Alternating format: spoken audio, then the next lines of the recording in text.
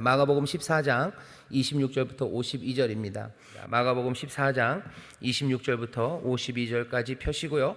그리고 효와 행복, 혼란과 배신에 둘러싸인 겟세마네 여러분들 펴시죠. 자, 말씀이 좀 길지만 우리 함께 26절서부터입니다. 26절서부터 함께 봉독하겠습니다. 시작. 이에 저희가 찬미하고 감람산으로 나가니라. 예수께서 제자들에게 이르시되 너희가 다 나를 버리리라. 이는 기록된 바 내가 목자를 치리니 양들이 흩으리라 하였느니라. 그러나 내가 살아난 후에 너희보다 먼저 갈릴리로 가리라. 베드로가 여짜오되 다 버릴지라도 나는 그렇지 않겠나이다. 예수께서 가라사대 내가 진실로 네게 이르노니 오늘 이 밤 닭이 2번 울기 전에 네가 3번 나를 부인하리라. 베드로가 힘있게 말하되 내가 주와 함께 죽을지언정 주를 부인하지 않겠나이다 하고 모든 제자도 이와 같이 말하니라.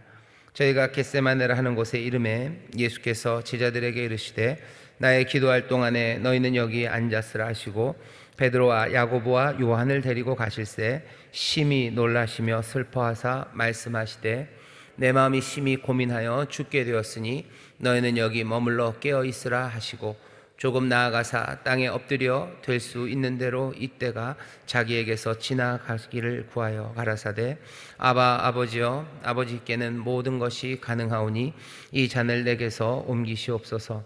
그러나 나의 원대로 마옵시고 아버지의 원대로 하옵소서 하시고 돌아오사 제자들의 자는 것을 보시고 베드로에게 말씀하시되 시몬아 자느냐 네가 1시 동안도 깨어 있을 수 없더냐.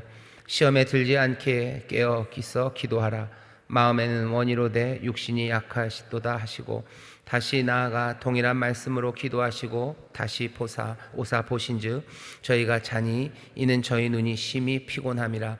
저희가 예수께 무엇으로 대답할 줄을 알지 못하더라. 3번째 오사 저희에게 이르시되 이제는 자고 쉬라. 그만이다. 때가 왔도다. 보라 인자가 죄인의 손에 팔리우느니라. 일어나라 함께 가자. 보라 나를 파는 자가 가까이 왔느니라. 말씀하실 때 곧 12 중에 하나인 유다가 왔는데 대제사장들과 서기관들과 장로들에게서 파송된 무리가 검과 몽치를 가지고 그와 함께 하였더라. 예수를 파는 자가 이미 그들과 군호를 짜 가로되 내가 입맞추는 자가 그이니 그를 잡아 단단히 끌어가라 하였느니라. 이에 와서 곧 예수께 나와 랍비어 하고 입을 맞추니 저희가 예수께 손을 대어 잡거늘 곁에 섰는 자 중에 한 사람이 검을 빼어 대제사장의 종을 쳐 그 귀를 떨어뜨리니라. 예수께서 무리에게 말씀하여 가라사대 너희가 강도를 잡는 것 같이 검과 몽치를 가지고 나를 잡으러 나왔느냐. 내가 날마다 너희와 함께 성전에 있어서 가르쳤으되 너희가 나를 잡지 아니하였도다. 그러나 이는 성경을 이루려 함이니라 하시더라. 제자들이 다 예수를 버리고 도망하니라. 한 청년이 벗은 몸에 배 혓이불을 두르고 예수를 따라오다가 무리에게 잡힘에 배 혓이불을 버리고 벗은 몸으로 도망하니라. 아멘. 오늘 제목을 혼란과 배신에 둘러싸인 겟세마네라고 제목을 정했습니다. 혼란과 배신에 둘러싸인 겟세마네입니다. 우리 교회가 저녁마다 하는 기도회 이름이요 겟세마네 기도였습니다. 여러분들은 다 아시죠? 그러다가 성령 충만 기도회로 이름을 좀 바꿨습니다. 왜냐하면 겟세마네 기도라고 오래 한 이유는 예수님이 밤에 제자들과 함께 기도하시고 너희가 1시라도 나와 함께 기도할 수 없느냐라고 얘기하셨어요. 그래서 1시라도 그래서 1시간 적어도 우리가 밤에 아니요 주님 우리는 1시간 주님과 함께 기도할 수 있습니다 하는 마음으로 겟세마네 기도를 우리가 계속 해왔었습니다. 그러다가 이름을 좀 바꿨죠. 겟세마네 기도 1시간이라고 하는 시간 그리고 주님과 함께 또 주의 마음으로 기도해야 되는 건 이제 다 알았으니 1시간 동안 또 성령 충만 받기 위해서 또 기도해야 되겠다 해서 이름을 성령 충만 기도회로 바꾼 겁니다. 그렇죠. 바로 그 겟세마네입니다. 밤에 우리가 나와서 겟세마네에서 기도하는 그 기도의 시간들 성령 충만을 위해서 기도하는 그 기도의 시간들도요 모든 것이 고요하고 평안한 가운데 나오는 것은 아니에요. 여기 나오는 것처럼 혼란과 배신에 둘러싸인 겟세마네입니다. 예수님이 십자가를 질까 말까 겟세마네는 그것만이 있는 건 아니죠. 세상의 모든 죄가 밀려오는 시간들이요. 그리고 겟세마네 동산 그 자체가 거기가 죄와 그리고 슬픔, 배신, 온갖 혼란, 아픔 그것이 있는 곳이 그냥 겟세마네입니다. 그래서 겟세마네에서 기도한다는 건 그런 뜻이에요. 혼란의 세상에서, 배신의 세상에서, 뭐가 다 얽히고 설킨 시장에서, 그리고 실망이 가득한 그곳에서 주와 함께 기도하는 시간입니다. 그 기도하며 그것을 이겨내기 위해서는 성령의 충만함이 필요하기 때문에 성령 충만 기도회라고 이름을 붙인 겁니다. 그러니 우리 교회 성령 충만 기도회 때는 꼭 이 겟세마네를 기억하셔요. 겟세마네가 어떤 곳이에요? 십자가를 질까 말까 하는 아주 단선적인 기도의 제목이 있는 곳이 아닙니다. 기도의 제목도 그렇고 그 환경도 그렇고 세상에 이렇게 혼란스러운 곳이 있을까, 그리고 이렇게 가슴 아픈 곳이 있을까 싶은 곳이 겟세마네, 바로 그 겟세마네에서 예수님은 기도하시는 겁니다. 그러니 자신만을 위한 기도는 아니에요. 세상의 죄와, 그렇죠? 세상의 죄, 그리고 세상의 온갖 못남과 부족함들, 그냥 오늘 본문을 읽으면요, 그냥 한숨만 훅 나오는 그런 시간입니다. 그러니 탄식하며 기도하는 거예요. 탄식하며, 성령 안에서 탄식하며 기도하고, 마땅히 빌 바를 알지 못해요. 도대체 어디서부터 손을 대야 될지 모르죠. 베드로를 위해서 기도를 해야 될지, 자는 이 친구들을 위해서 기도해야 될지, 배신하러 떠나간 유다를 위해서 기도해야 될지, 그리고 검과 몽치를 들고 오는 그 대제사장의 종들, 그 사람들은 또 뭔 죄가 있습니까? 그 사람들은 또 뭘 하고 그렇게 왔을지, 거기에 대제사장들, 서기관들, 그 바리새인들, 그 사람들은 또 뭔지, 온갖 기도의 제목들과 그리고 또 간구해야 될 바가 겟세마네에 가득했습니다. 혼란과 배신에 둘러싸인 겟세마네, 오늘 이 제목 우리 구역장님들 기억하시면서요, 우리가 밤마다 나와서 기도하는 것, 사실은 혼란과 배신이 가득한 데서는 제자들처럼 그냥 잠자버리는 게 쉬워요. 제자들은 자는 거죠. 몰라, 자자. 그럴 때 얼마나 많아요. 눈 감아야 될 것 같고, 자버려야 될 것 같고, 아니면 그냥 에라 모르겠다, 시키는 대로 하자. 이게 왜 밤에 나와서 잡아야 되는지, 이게 꼭 검과 몽치를 가져가야 되는 건지, 거기에 대해서 의문을 제기할 필요도 없어요. 시키는 대로 하자. 아니면 유다는 자기의 실망에 따라서 그냥 야비한 짓을 하기 시작해요. 실망하면 사람들이 야비한 일을 합니다. 이 유혹이 있어요. 모르겠어요. 여러분들, 우리 구역장님들 너무너무 착하셔서 그런지 모르겠는데, 자꾸 목사가 이상한 얘기하면 여러분들이 목사에 실망하실지도 모르는데, 저도 그런 생각이, 뭔가 굉장히 실망하면요, 에이씨 그러면서 그냥 야비한 일을 하고 싶어요. 그래, 두고 보자, 이런 거죠. 네가 그랬어? 그래, 그럼 너도 한번 아파봐라, 당해봐라. 유다가 좀 그런 겁니다. 그래, 알았어. 그러면 내가 팔아버리고 말겠어. 그리고 가는 거죠. 그리고는 와서는 또 배신에 입맞추며 잡기 위해서 그냥 저 사람이다 라고는 하기 싫은 거예요. 왜? 떠날 때는 조용히 떠났습니다. 식탁에서 유다가 쓱 사라졌을 때 예수님이 저놈이야 라고 하지 않으셨고요, 요한복음 보면 제자들이 오 저놈이구나 그러지 않았어요. 유다가 조용히 나갈 때 무슨 좋은 일 하러 나가는 줄 알았어요. 예수님 무슨 좋은 일 시키셨나 보다, 여기 이 식탁을 마련해 놓듯이 뭔가 좋은 일, 내일 6월절이니까 좋은 일 준비하나 보다, 그렇게 유다는 나갔습니다. 나간 유다가 다시 돌아올 때 당연히 늘 6월절 때나 아니면 예루살렘에 오면 예수님이 감람산에서 기도하신 게 분명해요. 늘 가셨던 기도하는 처로 갑니다. 그러니까 유다가 찾아온 거예요. 유다가 입맞춘 이유는 뭐예요? 들키지 않으려고요. 내가 배신한 거 아무도 모르게 하고 싶었던 거죠. 그래서 와서 예수님 여기 계셨네요 그러고 와서 입맞출 거예요. 그러면 뒤에 왔던 사람들이 저 사람이 예수구나. 왜? 깜깜한 밤에 옛날이기 때문에 현상을 얼굴을 걸어놓긴 어렵죠. 누가 예수인지 잘 모르죠. 다 그 사람이 그 사람 같죠. 야밤이니까. 그러니 옵니다. 그리고 입 맞추는 거죠. 얼마나 슬퍼요. 예수님은 다 아셔요.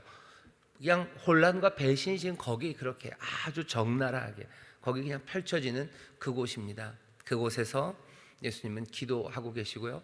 그리고 그 사람들을 위해서요, 유다를 위해서, 당연히 유다를 위해서, 베드로를 위해서, 에라 자자하는 사람들을 위해서, 겁나서 도망가는 이들을 위해서, 그 수치 가운데 혼입을 벗겨진 것도 그냥 벗겨진 채로, 벌거벗은 채로 도망가는 바로 그 사람을 위해서, 대제사장들을 위해서, 그리고 검과 몽치를 들고 온 사람들을 위해서, 그 사람들을 위해서 지금 그 사람들의 잘못을 몽땅 다 지고 지금 가셔야 되는 그 예수님, 그 겟세마네입니다.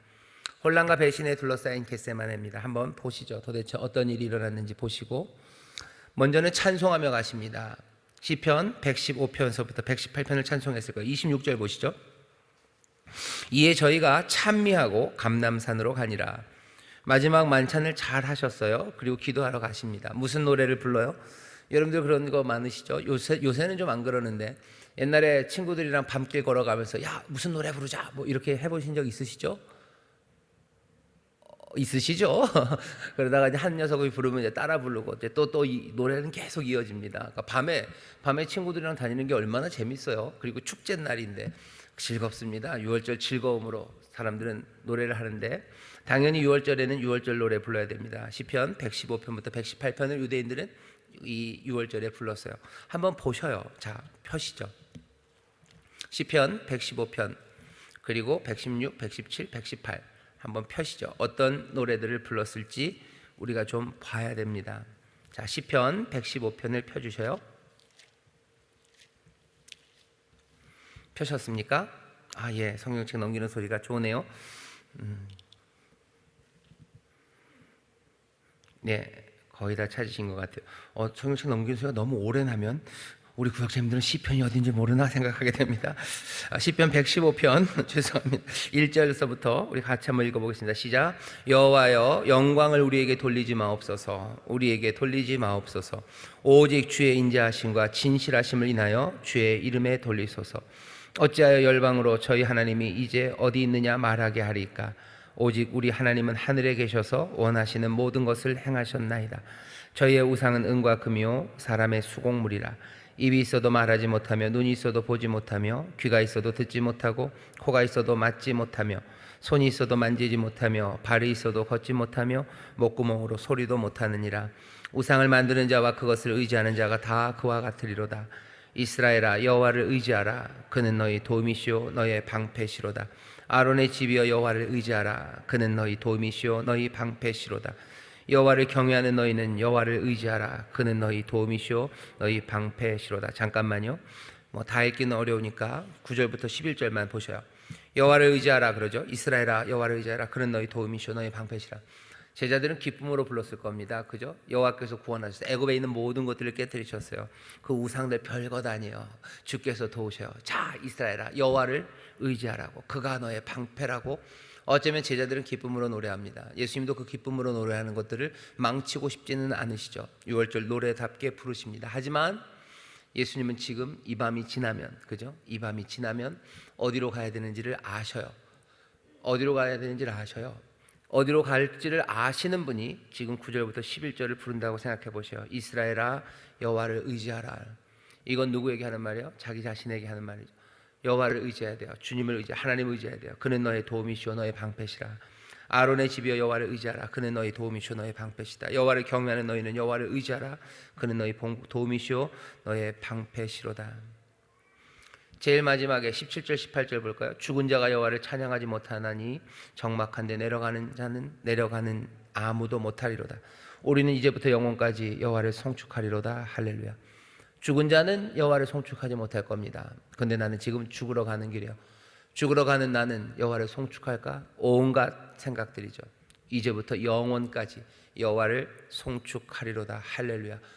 주님이 이 찬송을 부르시는 거예요. 그 다음 116편 마찬가지입니다. 하나님의 은혜를 말해요. 하나님의 도우심을 구합니다. 그리고 하나님이 갚으시고 하나님께서 역사하실 것, 그것을 믿으며 찬송하며 나가는 거예요. 예수님이 지금 겟세마네로 가시면서 이 찬송을 부르십니다. 이 찬송을 부르셔요.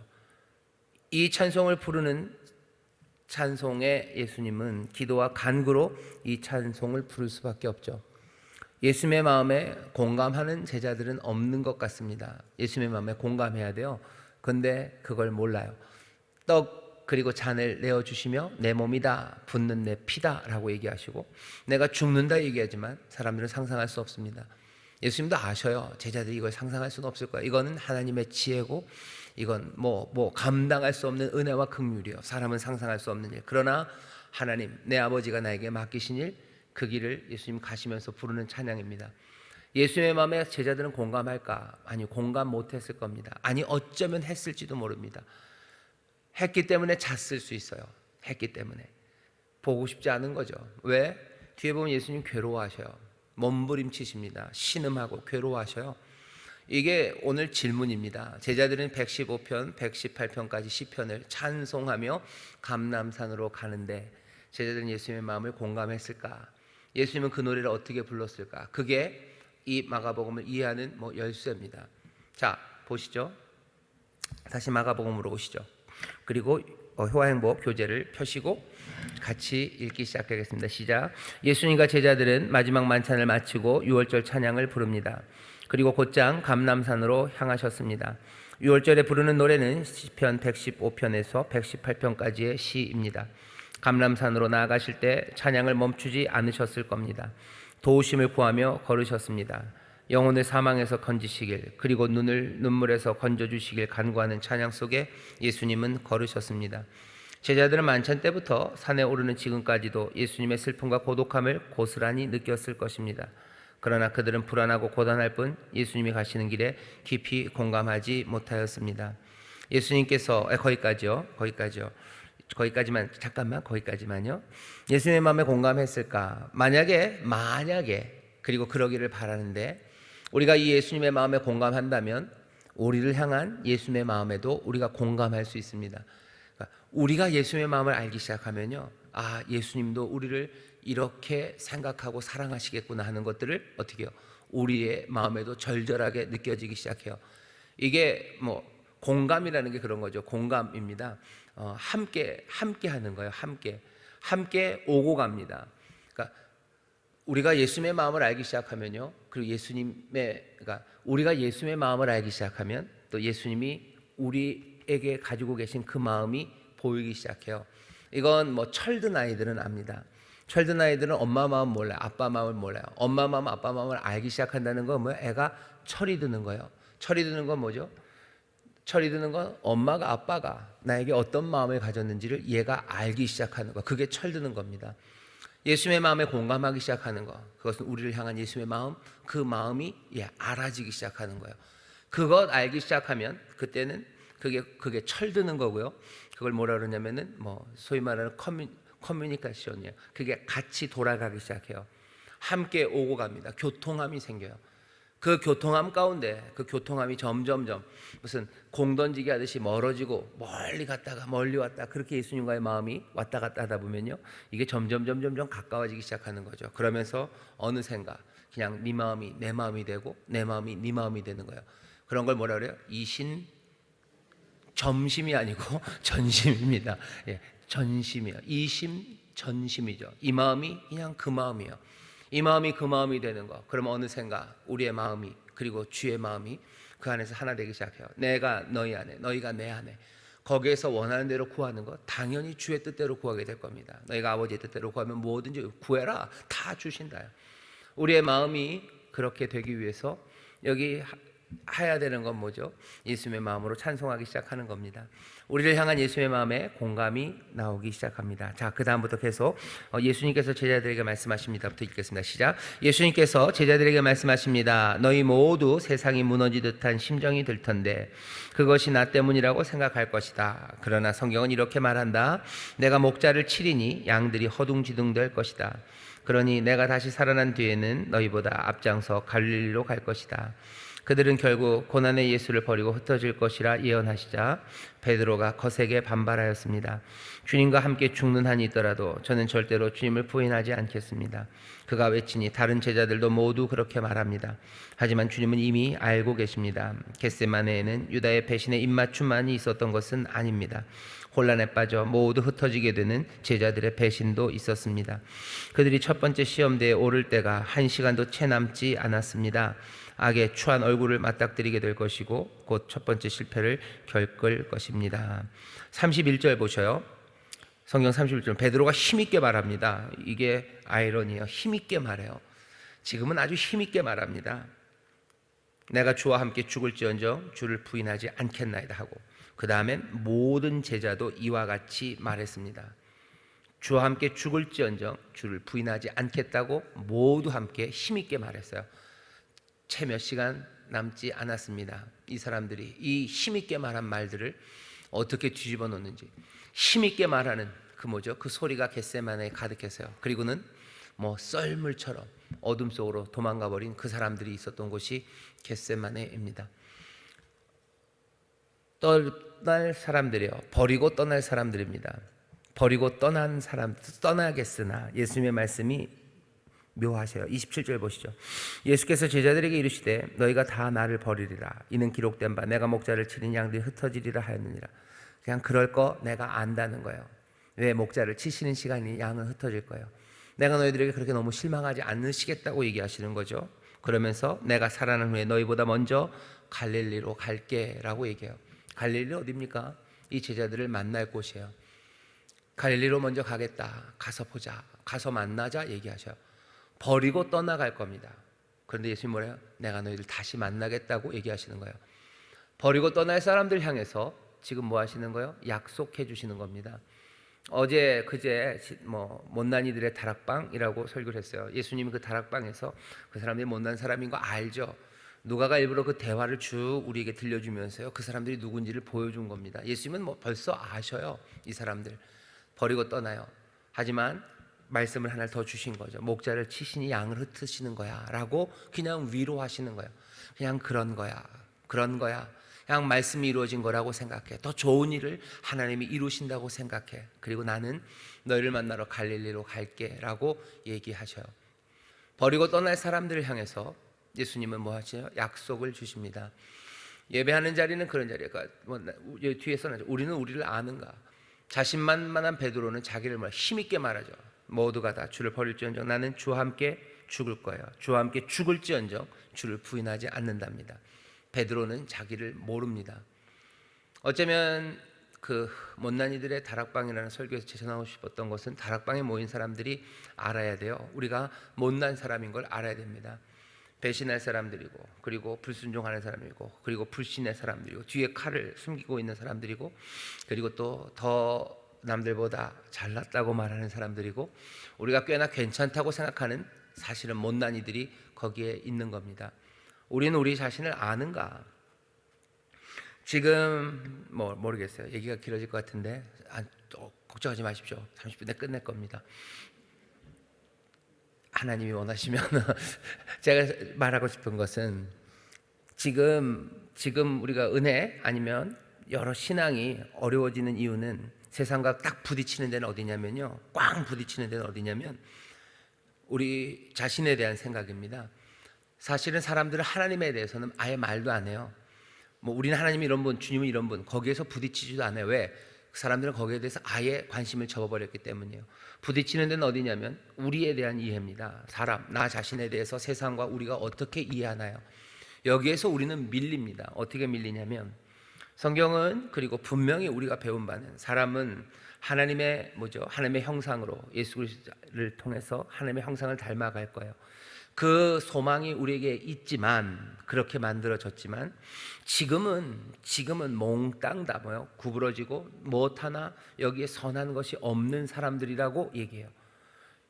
그러면 이게 어떻게 이렇게 망쳐진 게 하나님의 은혜죠. 구원하셔서 자녀가 아닌 사람들이 자녀가 될 길이 없어요. 하나님이 우리를 자녀라고 부르셔야 되는 거예요. 새 이름을 주셔야 되는 건데, 우리는 뭐라고 얘기했냐면 세상은 아니 그건 아니에요. 우리는 썩 괜찮아요. 인생은 썩 괜찮아요.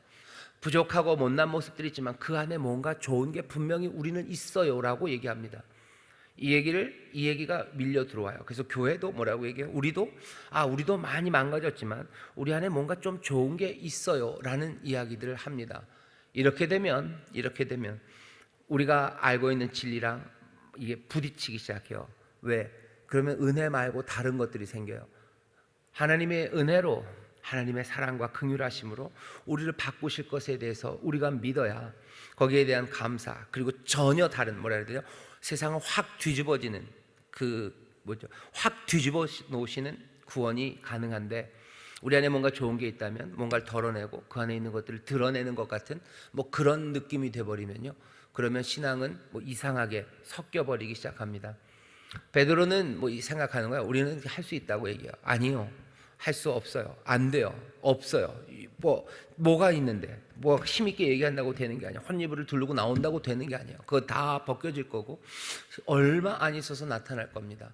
그 앞에서 하나님의 은혜를 구하는 사람들, 그리고 그 은혜 안에서 변화될 것들을 꿈꾸는 사람들, 그게 우리가, 그리고 우리에게 주신 우리의 삶에 대한 진리입니다. 그게 우리에 대해서 가르치는 바예요.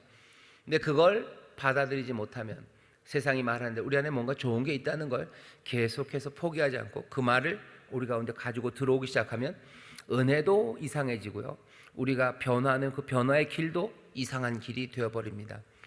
버리고 떠날 사람들, 하지만 예수님께서 염려하지 마시라고 얘기해요. 괜찮다. 내가 만난다.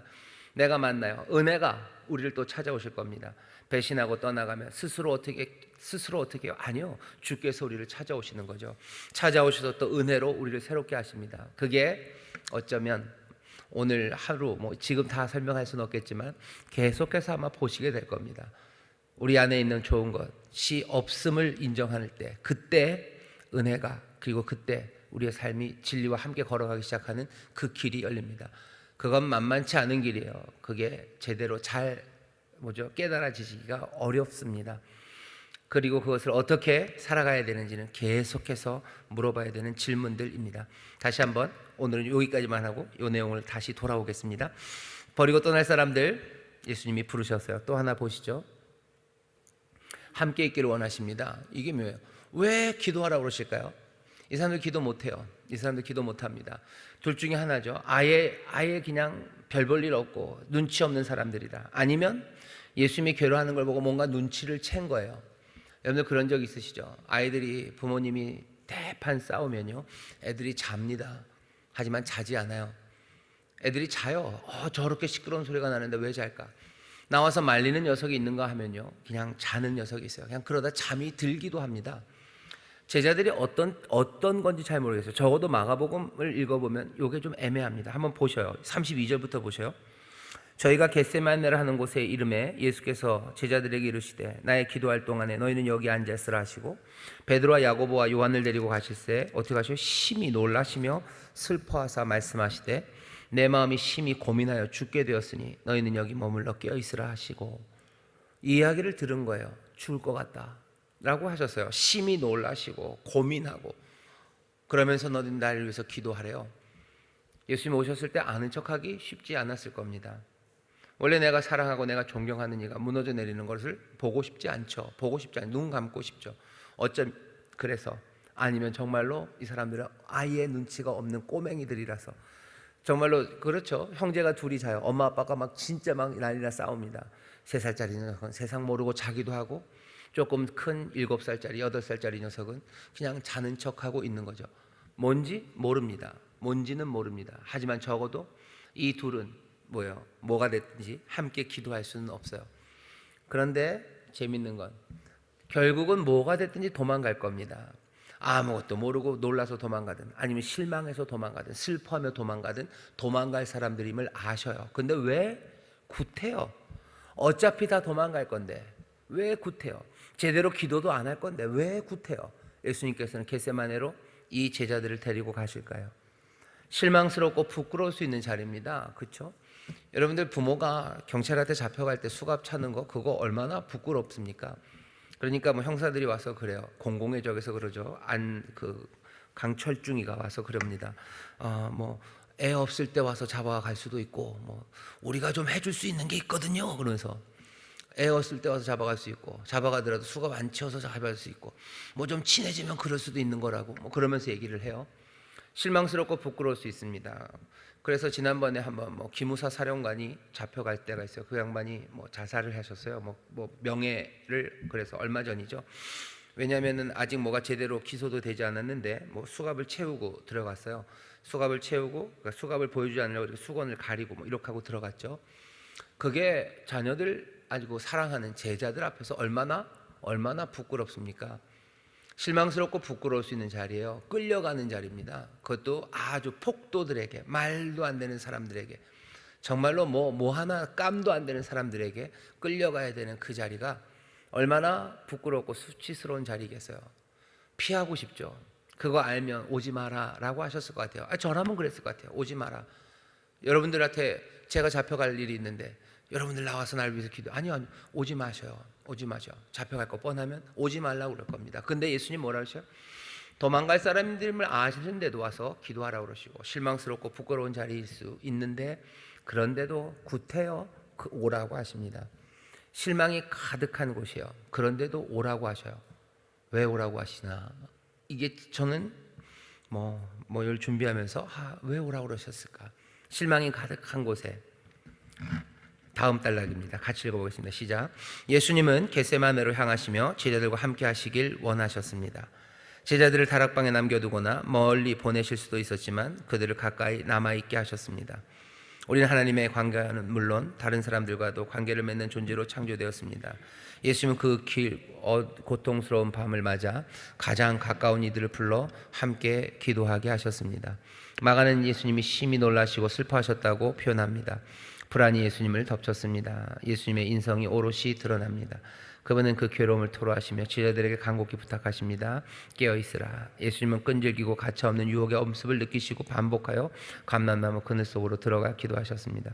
동일한 말씀으로 기도하셨습니다. 하나님의 형벌을 떠맡는 고통을 피하기 위해 사명을 포기하도록 허락해달라고 반복해서 간구하시는 것을 볼 수 있습니다. 그러나 거듭되는 기도 끝에 하나님의 뜻에 복종해야 한다는 결론에 도달하시고 악의 시험을 이기십니다. 예수님은 유혹을 이기시고 승리자로 우뚝 서셨습니다. 그분의 순종의 결단으로 인류는 하나님께 다가가고 죄의 속박에서 벗어나 타락에서 벗어날 수 있게 되었습니다. 그리고 잠에 취해 있는 제자들에게 돌아와 말씀하셨습니다. 밤새도록 자려느냐? 아니다. 잠은 충분히 잤다. 때가 되었다. 인자가 죄인들의 손에 팔린다. 일어나라. 가자. 나를 배반할 자가 왔다. 왜 그러셨을까? 왜 그랬을까? 이 사람들이 가장 사랑하는 사람들이요. 그리고 가장 가까운 사람들입니다. 가장 가까운 사람들이요. 그러니 이 사람들의 위로가 필요하시죠. 또 예수님께서는요, 이 실망스럽고 부끄러울 수 있는 이 자리가, 그리고 이 사람들도 가야 되는 그 길임을 아십니다. 그래서 그 길로 부르신 거예요. 겟세마네로 부르신 주님을 생각하면서 제가 생각했던 건 마가복음 그때 설교하면서도 제일 충격적이고 이게 뭔가 싶었던 것은 십자가를 지고 나를 따라오라고 하신 말씀이에요. 십자가를 지는 것도 사람들이 말릴 만큼인데 너희들도 나를 따라오래요. 이 얘기는 그 고난의 길에 대해서요, 이 슬픔의 자리, 이 혼란과 배신이 난무하는 곳으로 너희들을 피하고 싶은 게 인지상정인 것 같지만 주님은 아니셔요. 그 혼란과 배신의 자리 그리로 부르십니다. 그리로 오래요. 같이 있자라고 하셔요. 이게 우리를 향한 하나님의 뜻, 그리고 어쩌면 전혀 다른, 그러니까 우리의 사람과는 다른 뭔가 다른 게 여기에 있습니다. 여러분들은 어떨 것 같으셔요? 여러분들의 자녀들 그때 십자가 얘기할 때도 그랬지만 십자가는 내가 질 테니까 너네들은 꽃길을 걸어라 그래야 될 것 같아요. 근데 예수님 사랑은 그럴 것 같은데 예수님 그러지 않으셔요. 내가 십자가의 길을 갈 테니 니들은 꽃길을 걸어라가 아니라 내가 십자가의 길로 간다. 그러니 너희도 그리로 오래요. 내가 겟세마네 이 부끄러움과 슬픔, 배신과 혼란이 가득한 자리로 간다.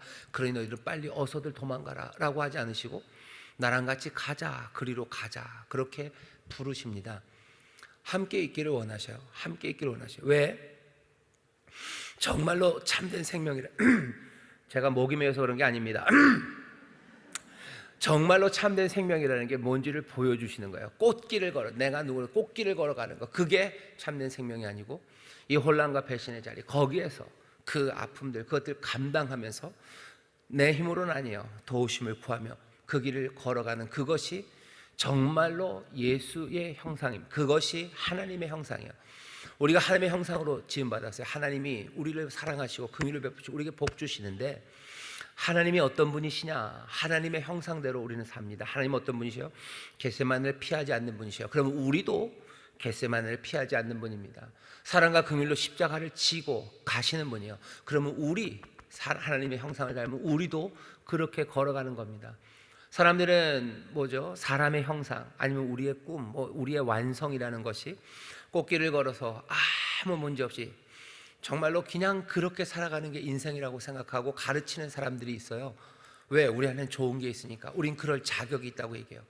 아니요, 자격이 없어요. 하지만 하나님의 은혜가 이 겟세마네를, 이 십자가의 길을, 이 길을 걸어가게 하시는 게 정말로 참 삶이고, 이것이 하나님의 형상을 닮은 정말로 뭐라 그래야 되나요? 세상에 이루려고 하시는 생명임을 우리는 다시 한번 봐야 됩니다. 그러니 부르신 거예요. 그것 아니면 왜 겟세마네로 오라고 하십니까?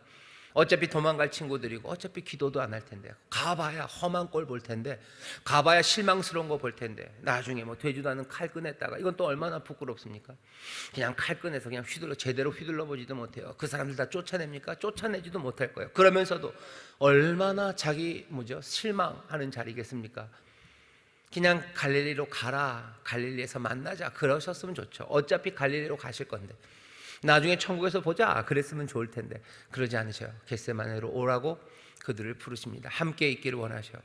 가장 사랑하는 이들, 가장 가까운 이들, 그들에게 참 삶의 길로 예수님은 여전히 부르신다고 저는 믿습니다.